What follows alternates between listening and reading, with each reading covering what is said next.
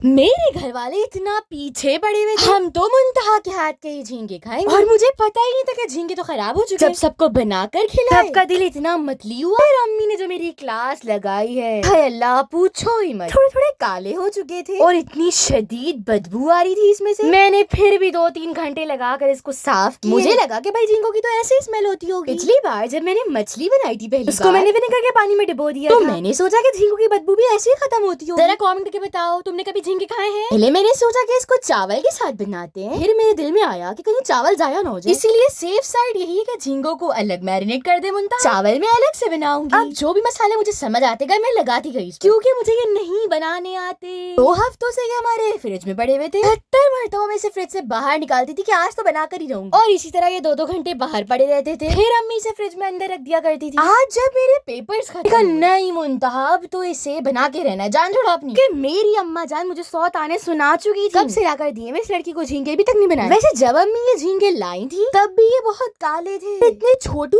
تھے۔ میں نے امی سے کہا کہ انٹرنیٹ پہ تو کچھ اور ہی دکھاتے ہیں، پھر دل میں آیا کہ کیا پتا یہ کھارے پانی کے جھینگے ہوں۔ طرف میں چاول بنا رہی تھی، دوسری طرف میں نے کہا کہ جھینگے اب میرینیٹ ہو چکے ہوں گے، اب اسے بھون لیتے ہیں۔ جھینگے صاف کرنے سے لے کے بنانے تک جو میں نے اس کو برداشت کیا، بناتے ہوئے میرا دل اتنا متلی ہو رہا تھا، میں سوچ رہی تھی میں اسے کھاؤں گی کیسے۔ منتہا نہیں، جب ضد کر کے منگوائے امی سے تو امی کے سامنے تو نا کا سوال پیدا ہوتا ہی نہیں ہے، کھانے تو مجھے پڑیں گے، نہیں تو امی مجھے جھینگوں کے آگے ڈال دیں گی کہ کھا لو اس کو، پھر میرا کیا ہوگا۔ یہ سب امیجن کر کے میں اس کو بنا رہی تھی اور یہ نیچے بھی لگ گئے تھے۔ یہاں میں آلو والے چاول بنا رہی تھی اور جھینگے سکڑ کے پہلے سے بھی اتنے زیادہ چھوٹو ہو گئے تھے، چاہتے ہوئے بھی میں نے اسے پلیٹ میں نکال لیا۔ قسم سے بناتے ہوئے پوری دیر ایسا ہی لگ رہا تھا کہ منتہا پھینک دے اسے۔ میں نے کہا نہیں، شروع کرا ہے تو سفلتا تک میں ہی پہنچاؤں گی۔ چاول تو ایسے مزے کے پکے تھے، لیکن جھینگے انہوں نے تو اپنی اوقات دکھا دی۔ پتا نہیں مجھ سے نہیں بنا، لیکن اس کو بناتے ہوئے مجھے بہت پسینہ آیا تھا، مطلب اتنی چھوٹی مخلوق نے میری ساری محنت اور جان لے لی۔ جب میں نے اسے ٹیسٹ کیا، پہلے تو میرا ٹیسٹ کرنے کا دل نہیں کرا، چنو سا بائٹ لیا تھا نا تو مجھے چکن کا فلیور لگا تھا، اور جب دوسرا بائٹ لیا تب بھی اچھا لگا، لیکن جب میں نے اپنا دماغ گھمایا کہ کتنے گندے جھینگے میں نے صاف کیے تھے، تب مجھے اس کا کوئی اتنا واہیات ٹیسٹ آیا، میرا دل کر رہا تھا کہ میں اسے تھوک کے پھینک دو، میں نے وہی کرا۔ پھر میرے دماغ میں خرافاتی آئیڈیا آیا، گھر والوں کے پاس لے کے گئی، 2-2 3-3 ان لوگوں کو کھلا دیا، کے بعد بیچاروں کا اتنا دل متلی کیا، 100 باتیں سنائی سب نے مجھے۔